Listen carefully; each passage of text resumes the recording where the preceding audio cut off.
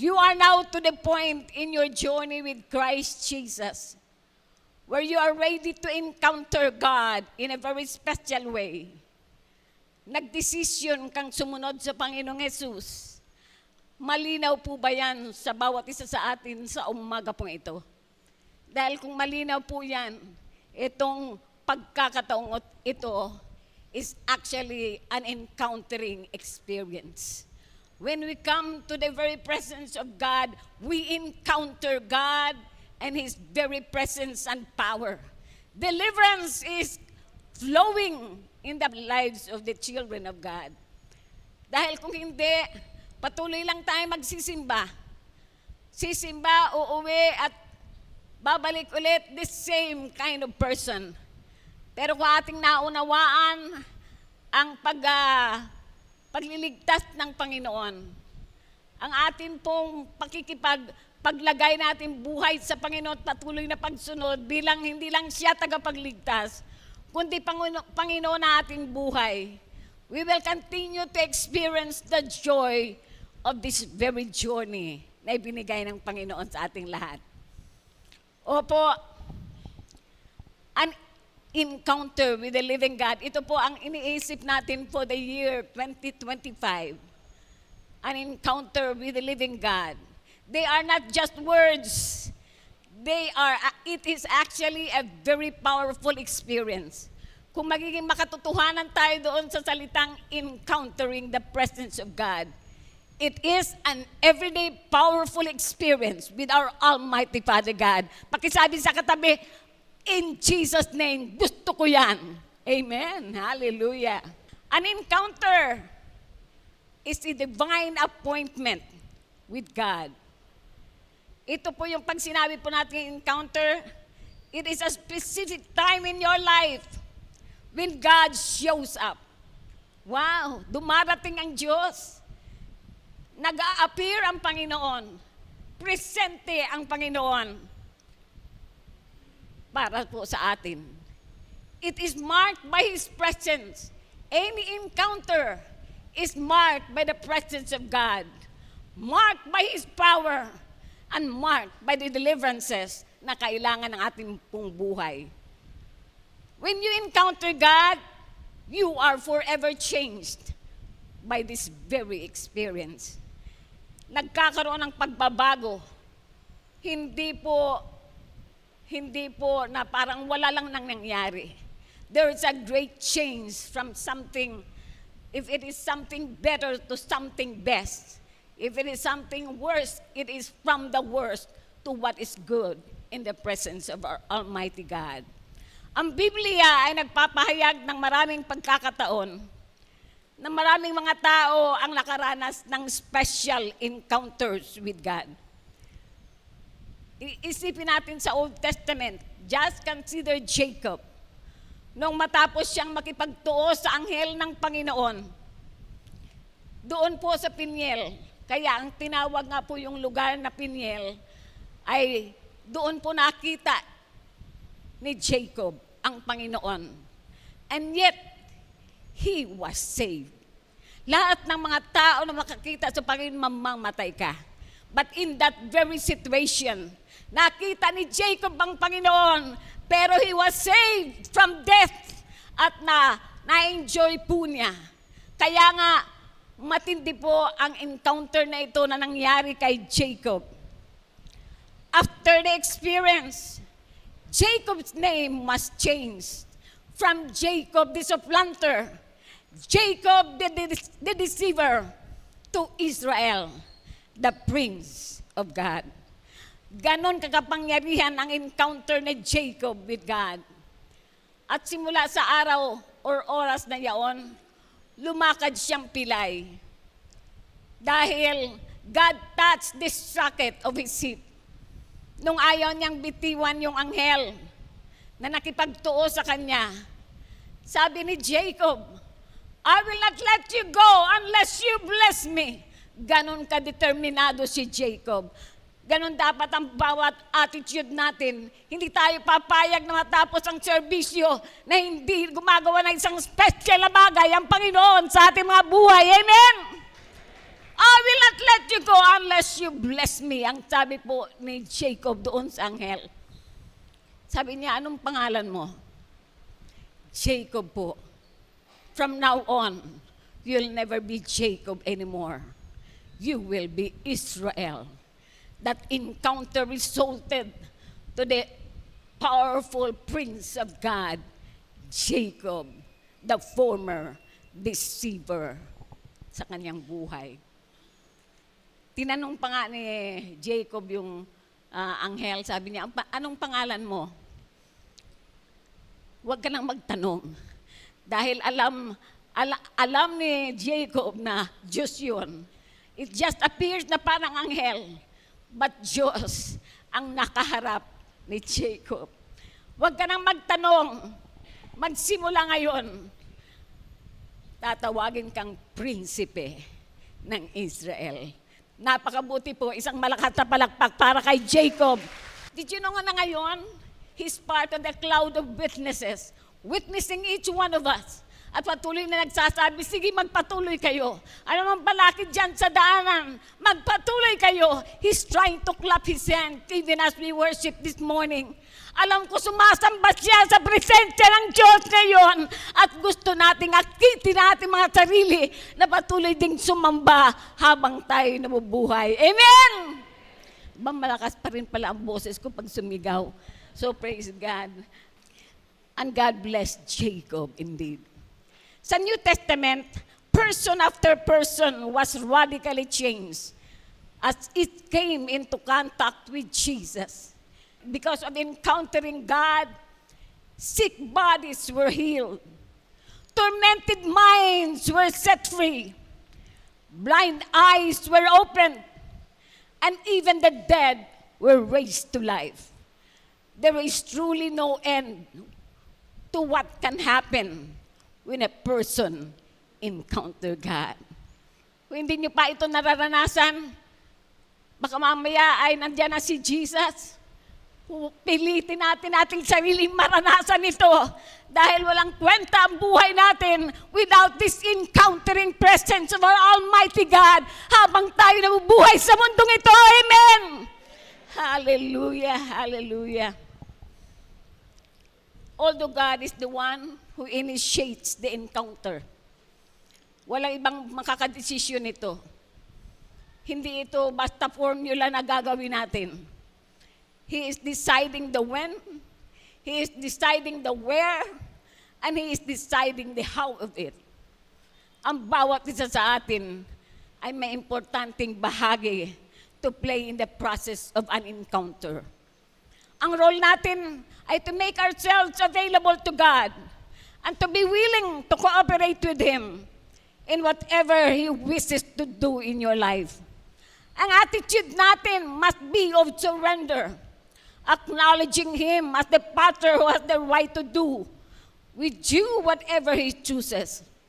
Kung ating ipagkatiwala lang ating sarili sa Panginoon, pumasok sa Encounter God Retreat na naglalayon tayong hinihingi ulit natin sa Panginoon, pagkatiwala niyo ulit sa amin, Panginoon, itong Encounter God Retreat dahil nakita namin right there, encounters are being done in the presence of those people who even just came in contact with its Savior.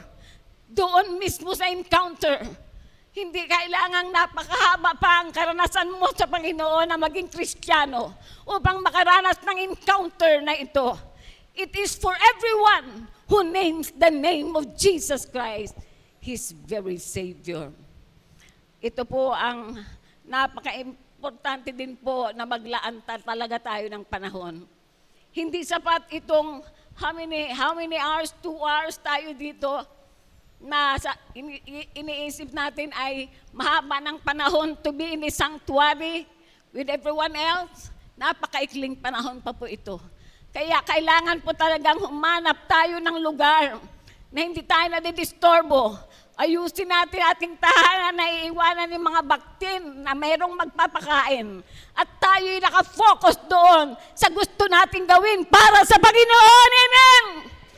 Hallelujah! At kung may mga utang pa at ikaw ay sisingilin, bayaran mo na yan. Amen po ba?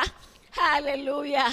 Kung merong mga bagay na dapat ayusin, huwag kang pumunta sa encounter na ikaw ay ganun ang kalagayan dahil sa halip na mapakinabangan mo ang encountering presence ni Lord, baka ikaw pa ang masaktan.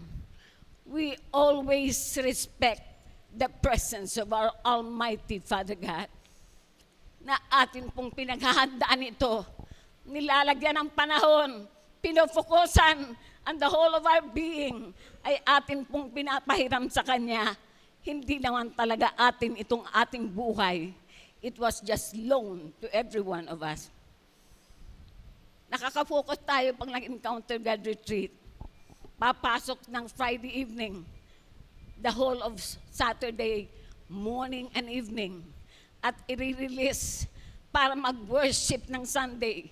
At ikaw, kami ang nakaalam when God gives us the joy of enjoying this encounter God retreat. Nakita namin na kahit yung mga simpleng Kristiyano, when they come to worship God, wow, hindi mapipigil na purihin talaga ang Panginoon. Hindi mapipigil na tumalon talaga sa presensya ng Panginoon.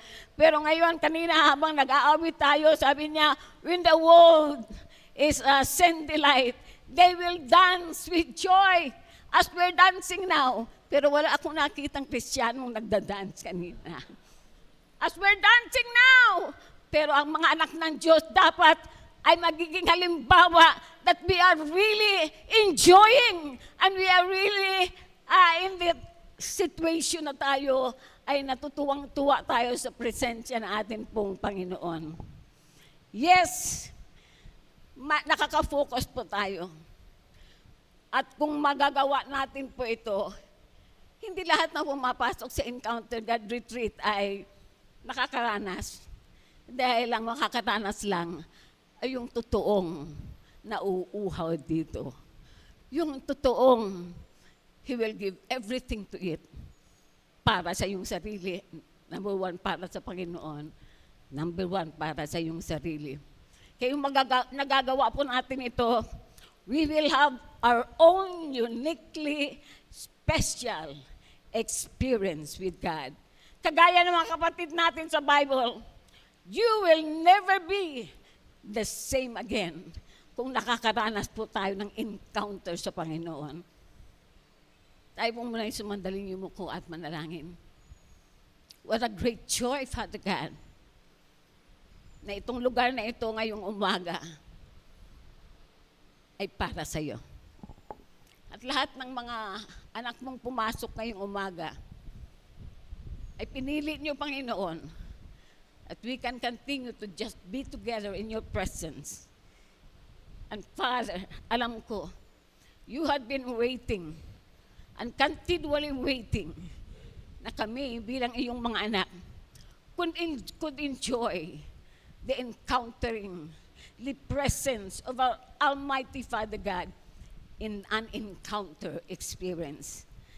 Let it be, Father God, that this morning, sa simple naming kaparaanan ito, please visit us, O God. Let your Spirit, O God, be with us this morning. Let the angelic presence of those that worship you be with us, that we might continue to enthrone you, Lord God, sa inyo pong tronong kinalalagyan. Mapuri ka sa umaga pong ito. Maparangalan ka sa umagang ito. Let the joy of the Lord continue to envelop each one of us. Worship you in spirit and in truth. Pagpalain mo po kaming lahat and just bind us together with the great love of Jesus and the power of your Spirit, Lord God. Just be with us. Ito po, alam ko, ang mga pagpapalang gusto niyo pong patuloy na maranasan ng bawat isa sa amin. We just thank you, Lord. We love you. Thank you for loving us so much and allowing us to enjoy this earthly life. Not to be empty in this life, but to continue to enjoy even the heavenly blessings of praise and worship thanksgiving to our Almighty Father God, who deserves all, whatever we can give. Dahil nilikha niyo po kami. Pagpalaan niyo po kaming lahat, and let this message continue to be anointed for our hearts and for our minds this morning. Pakinabangan namin, Panginoon, ang gusto niyong sabihin sa umaga pong ito. Ito po ang aming samot dalangin sa pangalan ni Jesus. Ang lahat ay magsabing Amen. Balikan po natin ng konti yung versikulo natin sa Numbers 33, verse 53. Take possession of the land and settle in it. For I have given you the land to possess it.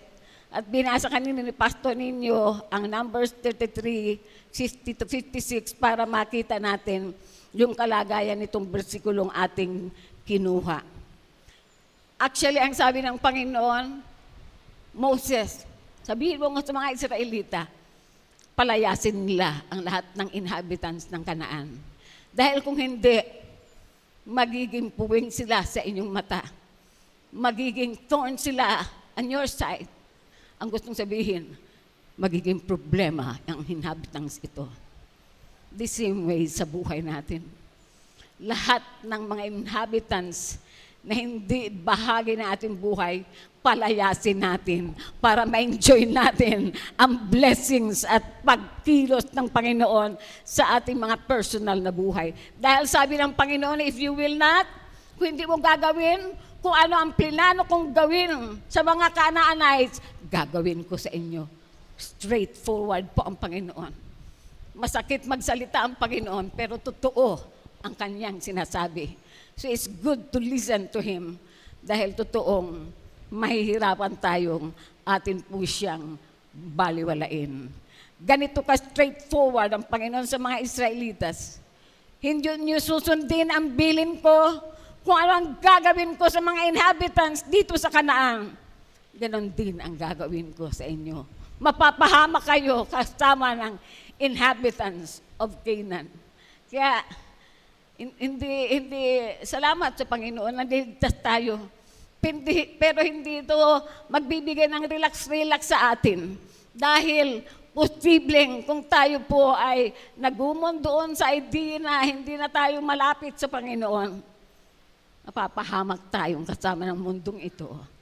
Dahil hindi na natin kasama ang presensya ng Panginoon. Amen po ba? Amen. Hallelujah. Naalala ko tuloy, bago po nagkaroon, ewan ko, wala din po kaming alam dito sa Encounter God Retreat, actually. Pero maraming pinarara sa amin ng Panginoon. At kahit yung mga taong nakakalam sa Encounter God Retreat na dumadaan sa iglesia pong ito, yung mga themes na aming nilalagay, sabi niya, saan mo nakuha yung theme na yan? Ay wala, nilagay lang namin. Ganon-ganon ang gustong mangyari ng Panginoon. Look at that. Every member a worshiper. Every member a minister. Yung mga ganun ba? Very powerful things. Hindi lang pastor ang dapat maglingkod. Hindi lang pastor ang marunong magpuri sa Panginoon. Lahat na niligtas ng Panginoon ay marunong magpuri at patuloy na maglingkod sa ating Panginoon. To God be the glory. Naalala ko na bago nagkaroon ng Encounter God Retreat sa Ojongan, at sasabihin ko sa inyo ang katotohanan. Ang aming mga kabataan, of course, yung maraming kabataan ay hindi taga rito. Ang aming kabataan sa YSK, magsimula sa 32, dumating po sa 320. Na ang gawain sa YSK ay parang isang gawaing Sunday service. Dahil napakaraming kabataan. Pero wala na sila dito dahil marami sa kanila ay taga-ibang simbahan. And they went there. Ang iba ay Canada na. Si Jonas nga, nagtaga Sugod. Sabi niya, Pastora, ako ay nabuhay na Kristiyano, pero hindi ko makalimutan ang ginawa ng Panginoon sa akin sa encounter. Nobody can control. Ako iniisip ko, kinokontrol ko yung mga bata sana na parang hindi maging mga yung kanilang mga kaparaanan ay nagsisilabasan, hindi na namin makontrol. It was God Himself who does it. At grabe po, doon nakikita yung mga bagay na hindi na nakikita sa normal na kalagayan ng buhay. Naalala ko na bago nga ito ay, bago po nangyari ito, ang marami pong mga pinaranas sa amin ang Panginoon bilang paghahanda. Pagtutuos din ang pinaranas ng Diyos sa amin, especially yung encounter sa Romblon National High School, na ngayon ay Udjonga National High School. Nagsimula sa 3 estudyante, biglang nagiging wild po ang mga estudyante. Kaya ang nangangasiwa ay kumuha ng albularyo at pumatay ng hayop upang ang dugo ay ibuhos doon sa kapaligiran ng Romblon National High School. Pero ang 3 na nag-wild na estudyante ay naging 5, naging 7. Kaya tinawag ang pare. Kaya ang pare, dala-dala po yung insenso, pinausukan po ang buong compound. Pero ang 7 ay naging 9. Ang 9 ay naging 11. At ang 11 ay nagpakaba ng dibdib sa mga teachers. Kahit teacher ay nagkakasakit na. Kahit yung mga estudyante ay nagkakasakit na. At sila ay pumunta dito at humingi ng tulong. That was Wednesday. Wala si Miss Putana. Ang pumunta dito ay si Mr. Foss. Parang OIC during the time. Pastora, tulungan niyo po kami. At alam kong pakikipagbaka yun dahil nakarinig na ako. May nakapunta dito na nagwawala. Sabi niya, Pastora, marami ako nakikita mga tao. Ayan, Pastora, walang mga ulo sila. Nakakatakot talaga pag pakikinggan mo sila. Dahil they are seeing what is in the spiritual, what is in the, yung hindi normal, yung nakikita natin ngayon ng ating mata, mas higit pang may nakikita sila. Kaya naintindihan ko yung walang ulo. Alam niyo po ba, ang tao po ay walang Kristo. Walang ulo yan. Dahil walang buhay sa Panginoon. Naintindihan ko yun. I see. Oh, okay. So I'm so alerted during the time. Sabi ko kay Mr. Foss, okay, Mr. Foss, hindi ito laro. Digmaan ito, Mr. Foss. Kaya bigyan niyo kami ng panahon. Okay, this is Wednesday. Give us Thursday. Pupunta po kami sa school. Friday. Lahat ng teachers and faculty and staff, be present. Mga 72 ata sila during the time. At lahat ng estudyante, be present. Mga 1,600 ang mga estudyante during the time. This is 1999. Sabi niya, Pastora, nagkakasakit na. Mas dalhin niyo yung nagkakasakit dahil mahirapan tayo.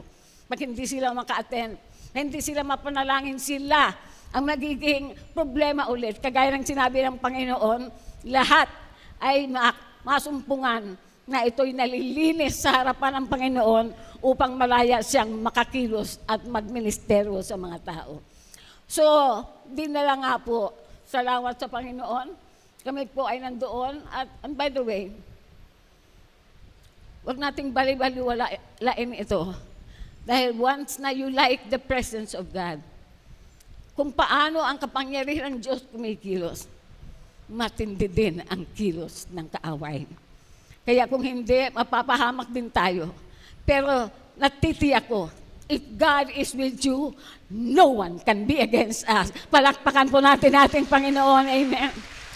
Death and life ang pinag-uusapan when truly we desire to encounter God Himself.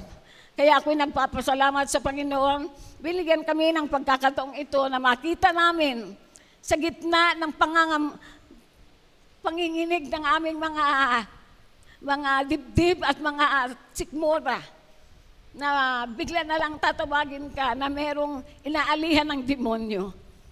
Sabi ko, Lord, mamamatay kami dyan kung hindi mo kami tutulungan. But the Lord was faithful. Amen po ba? Kaya nung pumunta na po kami, simple lang ang aming ginawa. Dinala namin ang drums at nag-praise and worship kami kay Lord. Nagkaroon kami ng seminar sa New Birth. Nagkaroon kami ng seminar sa prayer. And after those 2 seminars, sabi ko doon sa aming mga kasamahan na pinaghanda ko upang sumama sa amin. Yung iba hindi sumama, pastora, hindi na lang ako sasama. Kasi baka magpalipat yung demonyo sa ako. Look at that. Ang Kristiyano, biro mo, takot na ang demonyo ay pumunta sa kanya. You mean to say, wala pa si Kristo dyan sa iyo? Bakit pupunta ang demonyo? Pero hindi natin mapilit ang tao. Nandoon pa lang sila sa level na yon. Kaya, yun ang aming ginawa.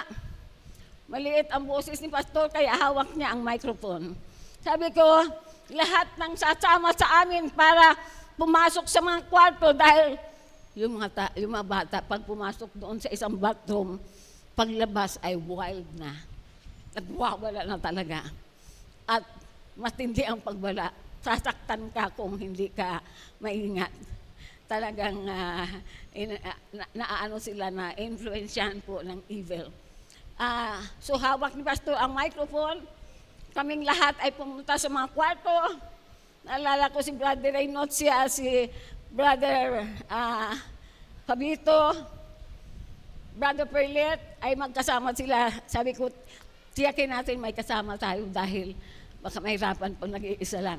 So, 2 sila.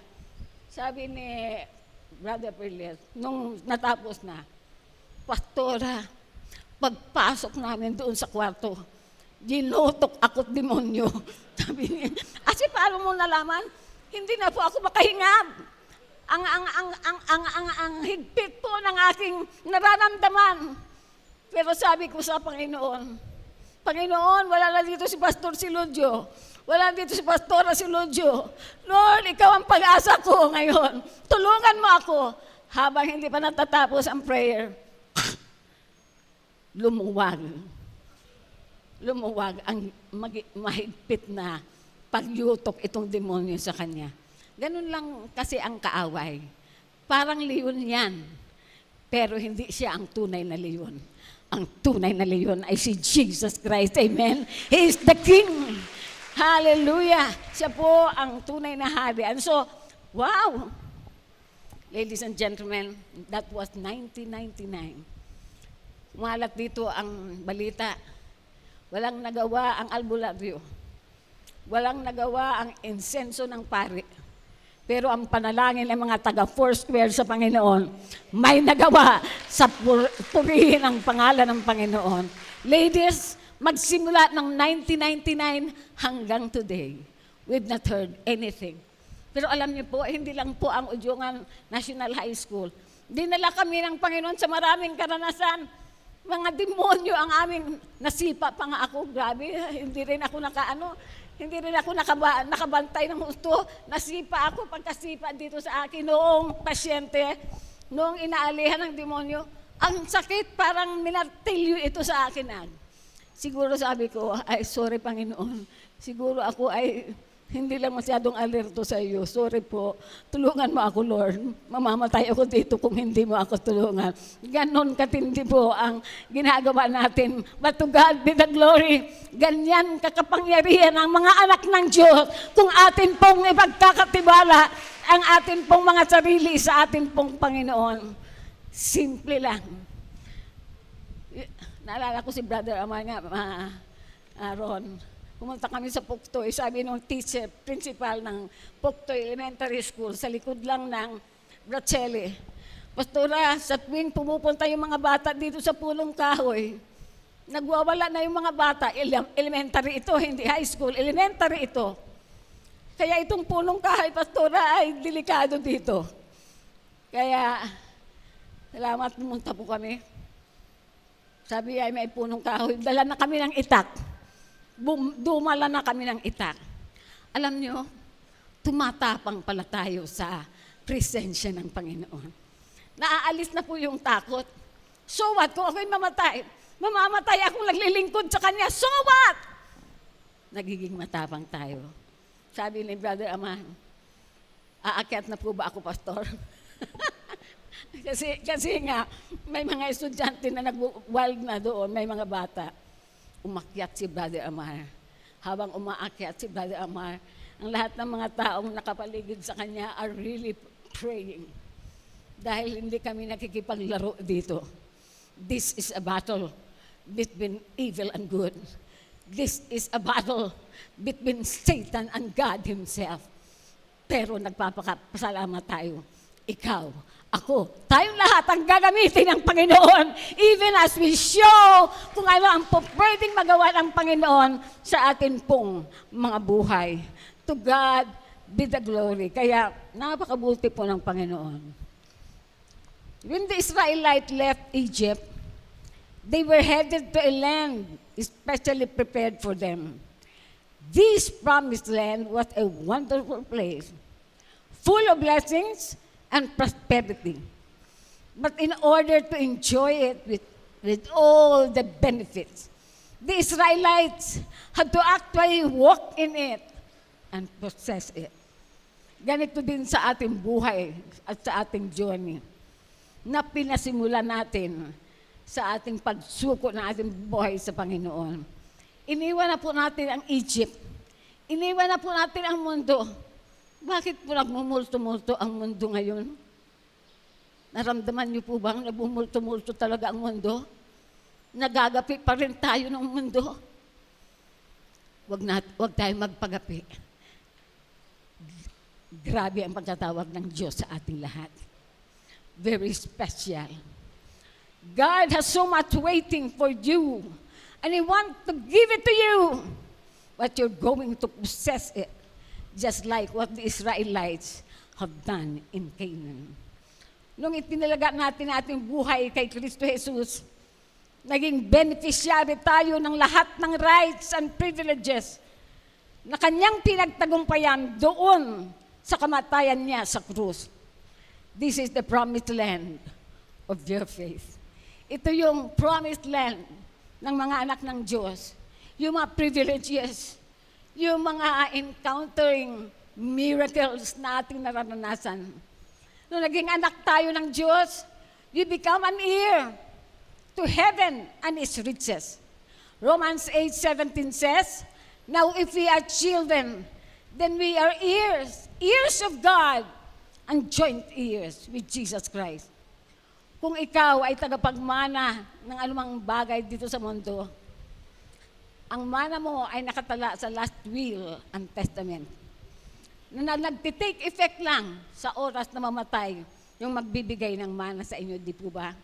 Yung lahat nagpamana ba sa inyo ipatay na? Ubuhay pa. Habang buhay sila, wala pa kayong karapatan. Magkakaroon tayo ng karapatan pag namatay na po sila. Because at nakita po natin dito na ganun din po ang nangyayari sa Kristyanismo. Nung namatay ang Panginoong Jesus sa krus, all the riches of heaven were now made available to you as an heir. Pakisabi sa katabi, tagapagmana ka ng langit. Pakisabi din sa inyong sarili, tagapagmana ako. Baka siyayang, tagapagmana ako ng langit at ng kayamanan ng kalangitan. When Jesus died on the cross, Hebrews 10:20 declares to us, a new and living way was opened for us through the curtain that is the body of our Lord Jesus Christ. In other words, the battered, ang nabugbog, ang nalamog, the bruised, ang nasugatan, the torn flesh of Jesus Christ was a door into a breakthrough. Every place where His flesh was broken through symbolizes a new and living way into the promised land of freedom and deliverance. Now, granted to all of us. Never before, but now. It's yours, it's mine, It's our every day of our lives. Amen? Ganito tayo ka-special. Kaya, alam mo, ang mga anghel, nagsiselo sila sa atin.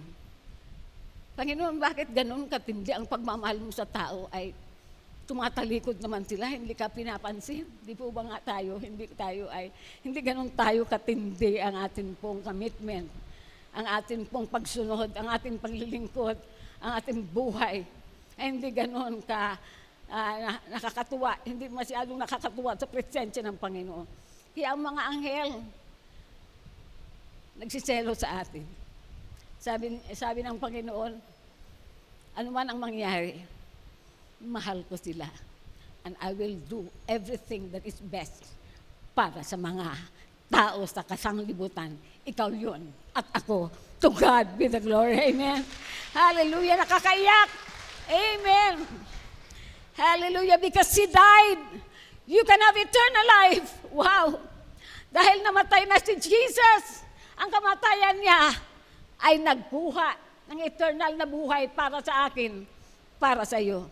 Because He suffered, you can have physical healing. Huwag natin pakawalan yung physical healing na hindi dumating. Dahil atin na po yun. Dinadaya lang tayo ng kaaway.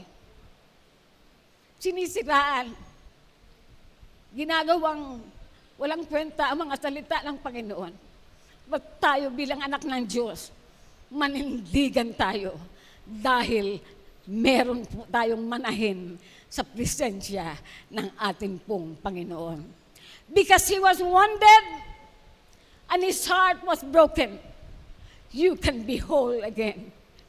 Nagkakaroon ng pagbuo ang pusong ito at ang kabuuang katauhan ay magiging buong muli.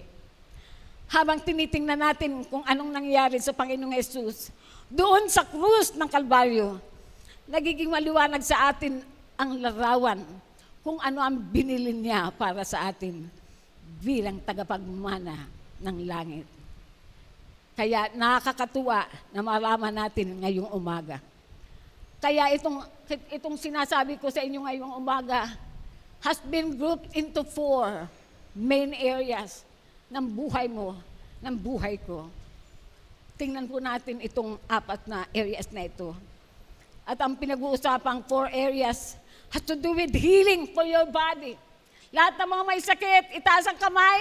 Pwede bang itaas ang kamay? Yung parang nakakaramdam ka na, ikaw ay asin pa, bata para asin ka, hina-hina itang ato yawas. That means to say, we are being impaired. Taas natin ating kamay sa Panginoon at patuloy na sabihin sa Kanya, ako ay patuloy na gagaling. Kompletong deliverance ay makakamtan ko alang-alang sa pangalan ni Jesus. Amen! When you speak the name of Jesus, healing is not only on the way, healing is yours. Ang healing ay para sa iyo. Healing for your body, peace for your mind, cleansing for your conscience, and healing for your heart, healing for your spirit. Tingnan natin po yung una, a breakthrough in your body.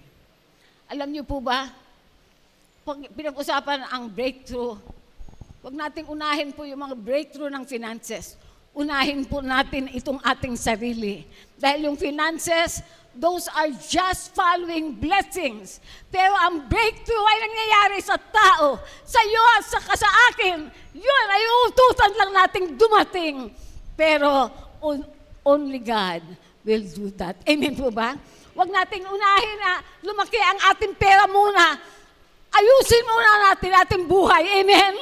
Dahil ang pera ay darating. Amen? Doon ko na naranasan, lalo na dito sa simbahan ito, wala naman kapira-pera talaga.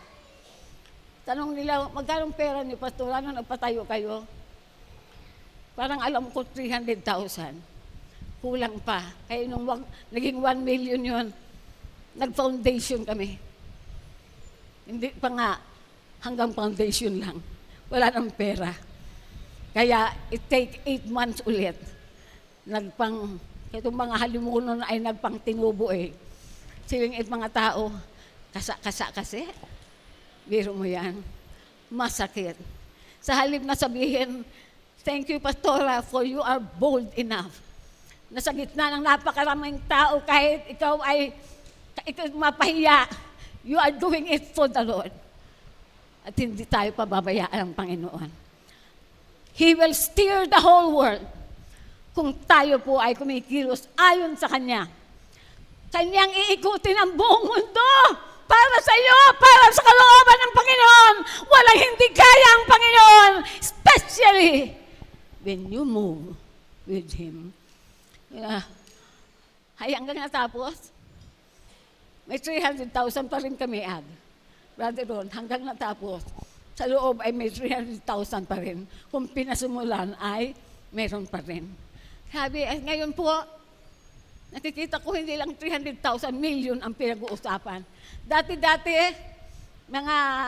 pag nakakita ako na may motor, salamat, may motor na si brother. Ngayon, naghuuti kita. Pero hindi yun ang ating pinagmamalaki. Talagang normal na darating yan. Pero ang kasiguruhan ay dapat ang mga tao na i-encounter ang presence ng ating Panginoon for He is the giver of everything that is good from above. Amen? Amen. Kaya, pag mayroong event dito, wala nang malagyan ang mga sasakyan nyo. Kaya bumili na kayo, baka mamaya wala na talagang malagyan. Meron pa diyang pwedeng lagyan. Hallelujah. A breakthrough in the body. Sa Isaiah 53 verse 5, ay nagsabi ang salita ng Diyos, He was pierced for our transgressions. He was crushed for our iniquities. The punishment that brought us peace was upon Him. And by His wounds, we are healed. What a beautiful declaration. 700 years pa bago ipanganak si Jesus, ito ang pangako ng Panginoon. Kakaroon tayo ng encountering experiences sa presensya ng Panginoon. So dito, number 1, a breakthrough in your body. Isaiah 53 verse 5, in the last portion of the verse, talks of the physical wounds inflicted on Jesus. At ang sabi, by His wounds, we are healed. Ang unang punit sa kanyang katawan ay nangyari sa hampas na inutos ni Pilato sa Matthew 27:26.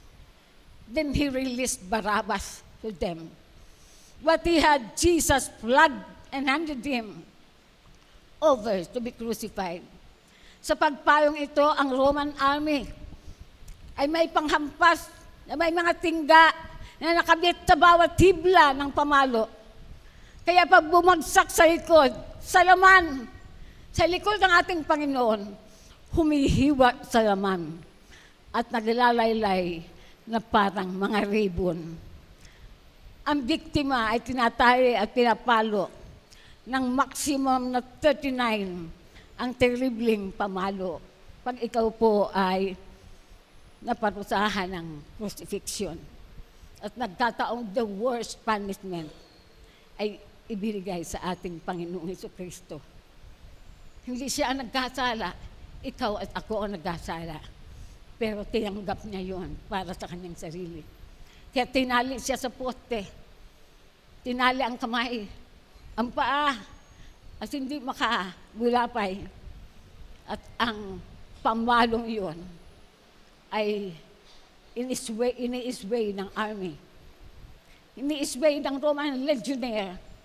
Ito ang grupo ng mga sundalo na siyang nagawa nung pagpapahirap sa ating Panginoon.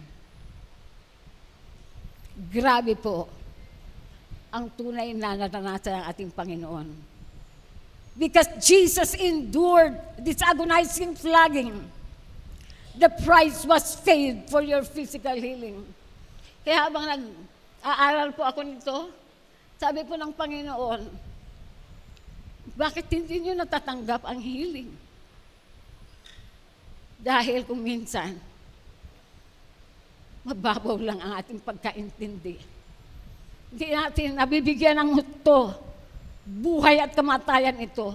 Actually, at ang buhay na ito, pinahiram lang sa atin. It is our joy na makita na ang Panginoon can do something great dito sa pinahiram na katawang ito para sa bawat isa sa atin.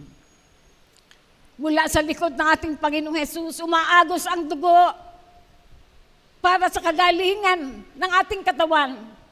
From every disease, whatever it is, cancer, napakaraming pangalan ang mga sakit ngayon.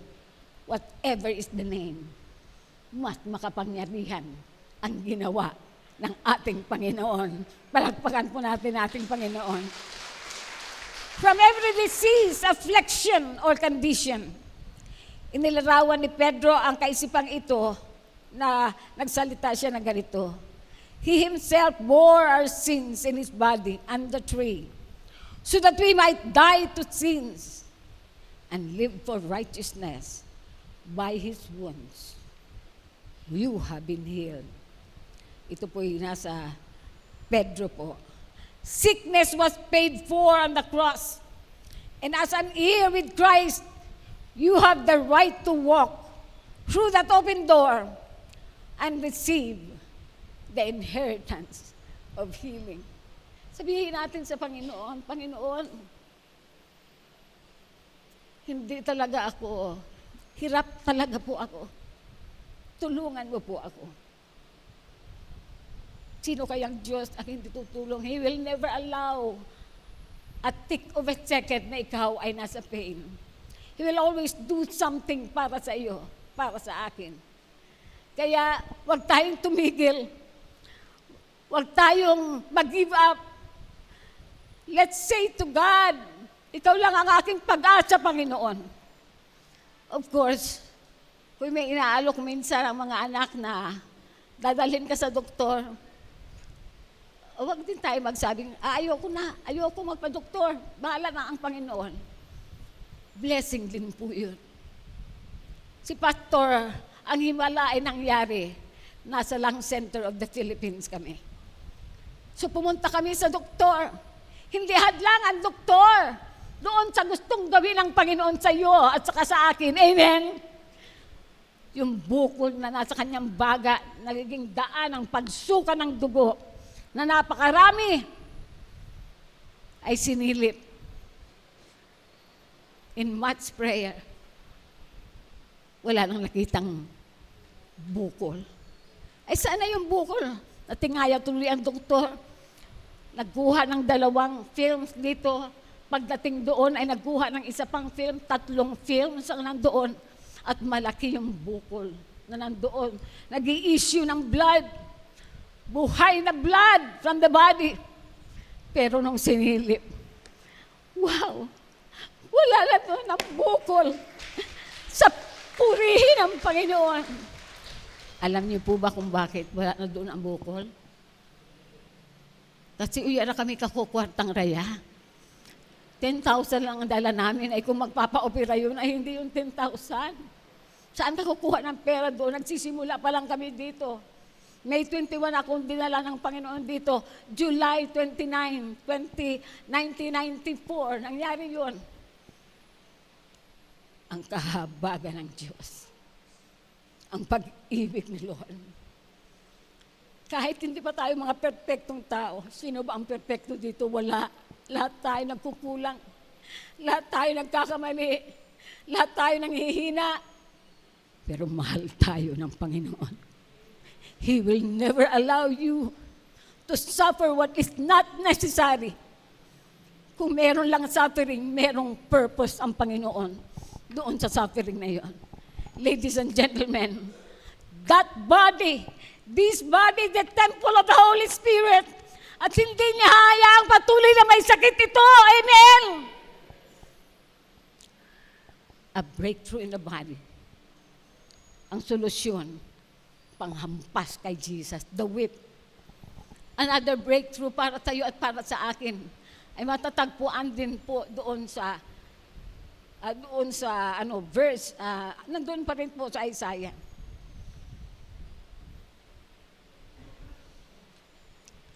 At ito po ay a breakthrough in your mind. Grabe po ang nangyayari sa ating mind. Maaari po natin nakukontrol yung mga actions pa natin. Pero anything in the mind, walang nakakakontrol. Walang nakakaalam. A breakthrough in your mind. At ang solusyon ng Panginoon, the crown of thorns. Wow! Ang nagtataka ako, bakit tinayaan ni Lord na isalpok yung crown of thorns sa kanya at tumulo ang napakaraming dugo. May layunin pala yun. May blessing na dala pala yun. Anything in your mind today na nagiging problema para sa iyo, may sagot ang Diyos sa ating lahat.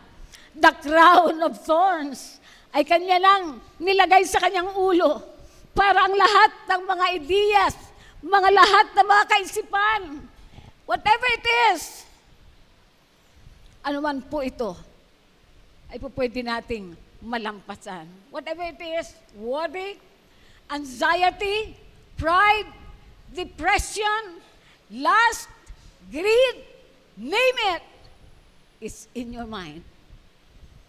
But God has prepared the crown of thorns. Nung unang hawakan ko yung crown of thorns, natinig ako.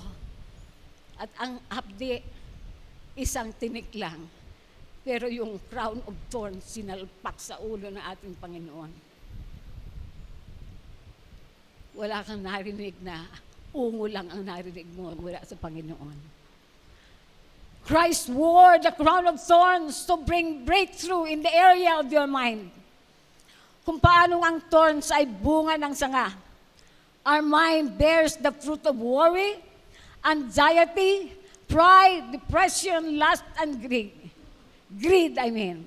But when Christ willingly wore the awful crown, He was taking God's judgment upon every rebellious and renegade thought that you would ever have. Kaya, wag nating husgahan yung matitinding mga tao. Baka mauna pa sa atin sa langit yun.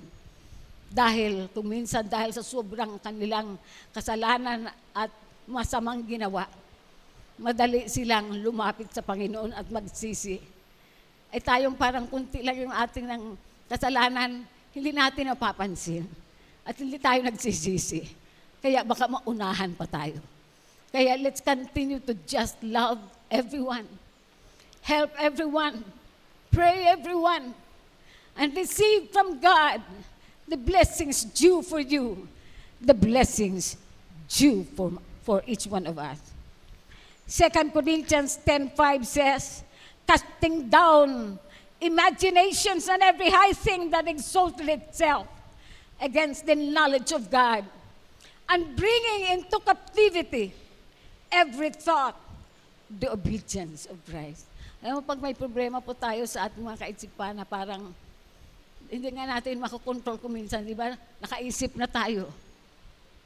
But when Jesus is there, every thought you have can be captivated and bring into obedience to our Lord and to our Savior, Jesus Christ.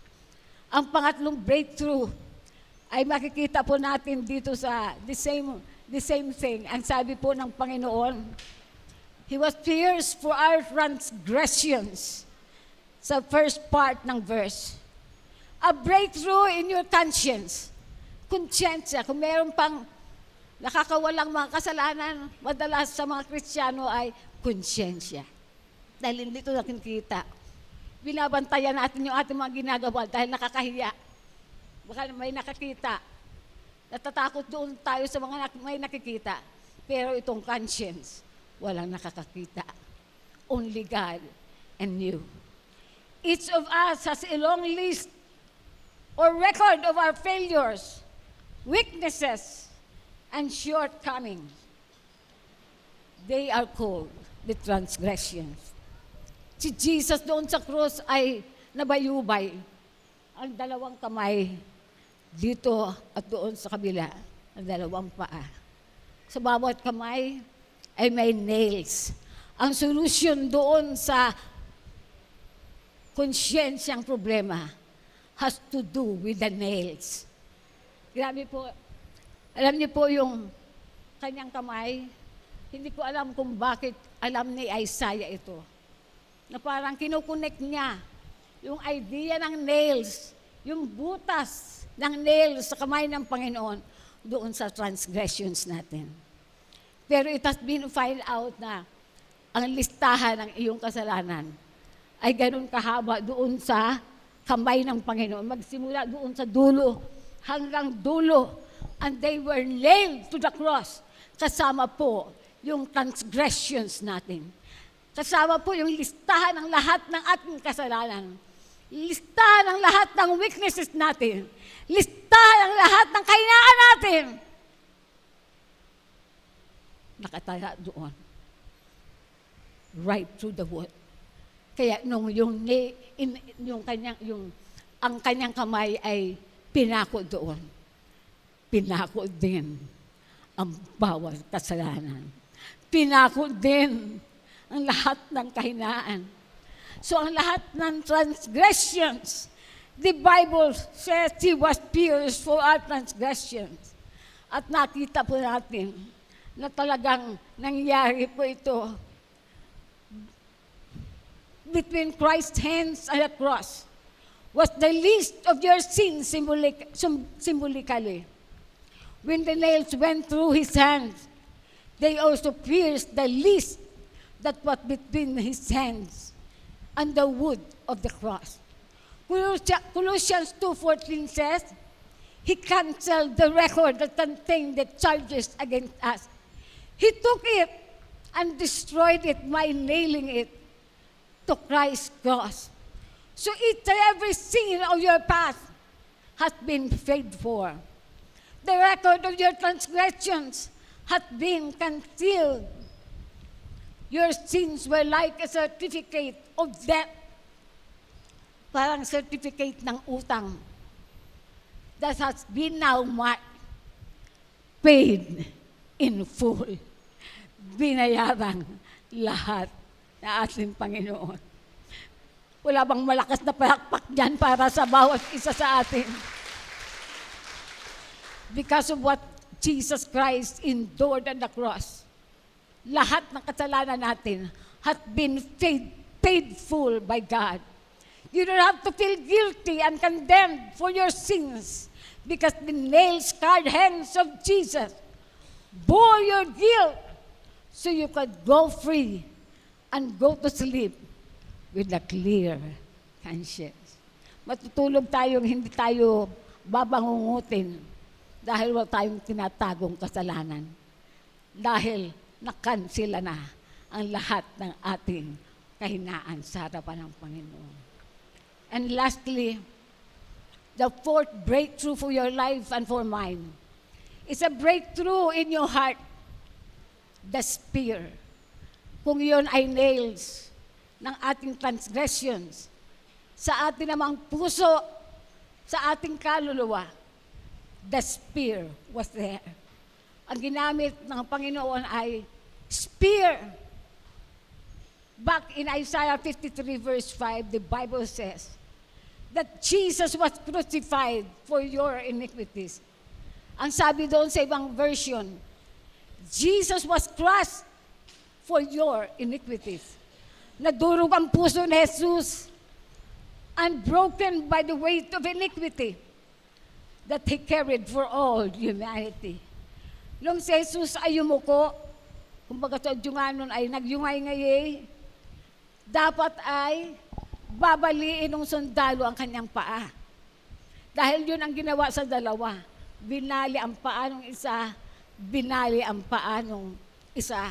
At nung dumating kay Jesus, ay yumuko na siya na parang nagsasabing patay na. Kaya hindi na lang binali. Kaya namatay siyang walang bali na buto. Praise God. Buong-buo ang ating Panginoon. Pero para siguraduhin siya'y patay, ang isang sundalo ay kumuha ng sibat, silibat siya sa tagiliran, at bumulusok ang tubig at dugo. At ang dugo ay nagkaroon ng pagbuo na para bagang ang gustong sabihin, the heart was crushed. No wonder, ang mga dugo ay pumunta doon sa puso at nagkaroon ng pagbuo yung mga dugo na lumabas. Dahil yun ay umuulan, ang dugo ay dumaloy at doon po, dumaloy sa malayo doon sa krus na nagsisimbolo ang krus at ang dugo na pinabuhos ng Panginoon doon sa krus ng Kalbaryo is covering, is washing every sin, ang bawat isa sa atin. At ang problema natin sa ating puso, sa ating pagtingin sa Panginoon by our very heart, ginawa tayong buo. Ang durog na puso, ang bayad sa atin para tayo'y magkaroon ng pusong buo ngayon.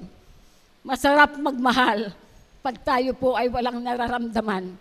Ito ang puso na atin pong kinalalagyan. From the standpoint, from the medical standpoint, ang sabi po, yung si Jesus ay yumuko, nakita po natin na there was a sudden flow of blood and water. From the medical standpoint, ito ay papatuloy na nabasag, nadurog ang puso ni Jesus. And that blood filled his heart. And as a result, the opening of his side produced a stream of water and an oozing of coagulated blood, yung pagbuo ng mga dugo. Christ died of a broken heart. Grabe po. Pag naiisip lang po natin ito, matindi ang naranasang sakit ng kalooban ng ating Panginoon. Nadurog ang puso ni Jesus para mabuo ang ating puso. At lubusang gumaling sa mga sakit nito. Inside the broken heart of Jesus Christ is a world of freedom, healing, and reconciliation. Atin ang blessing na ito as a joint heir of Christ kung tatanggapin natin. The death of Christ and the hill of Calvary was the pivotal point of all history. Ito ang nagmarka ng tanda kung sa lahat ng tao ay makakatanggap ng kapatawaran sa lahat ng mga kasalanan. Ang total healing of body, mind, and heart. As awful as it seemed out at the time, it was yet the most triumphant act of all time. The Son of God defeated death, destruction, and even the devil, and opened the gates of heaven for all eternity. So to God be the glory this morning. Ito ang Kristo na atin pong kinikilalang tagapagligtas. At siya rin pong Diyos na nagkatawang tao para sa iyo, para sa akin. Everything about us, kilala tayo ng Panginoon. Alam niya kung anong pinakamabuti sa atin. At alam niya kung paano tayo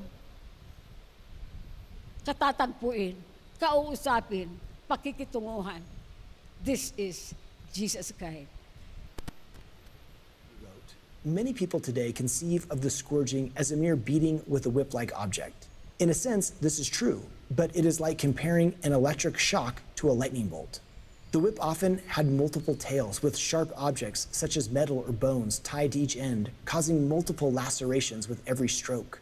Zuckerby continues, the victim would writhe and twist in agony, falling to his knees only to be jerked back on his feet time and time again until he could no longer stand up.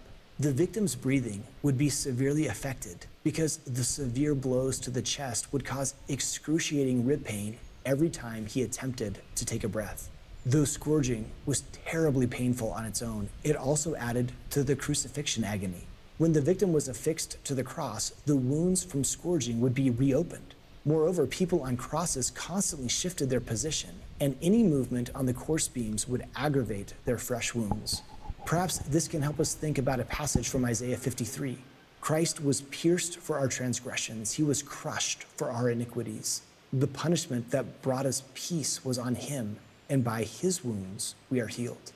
Could it be that the scourging is part of Christ's atoning sacrifice? Often we focus on Gethsemane and the crucifixion, but there are agonizing moments in between where Jesus is suffering.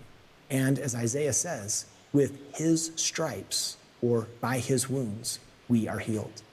As a child of God, we have wonderful inheritance. Physical healing, emotional health, a clear conscience, and a mended heart are all ours.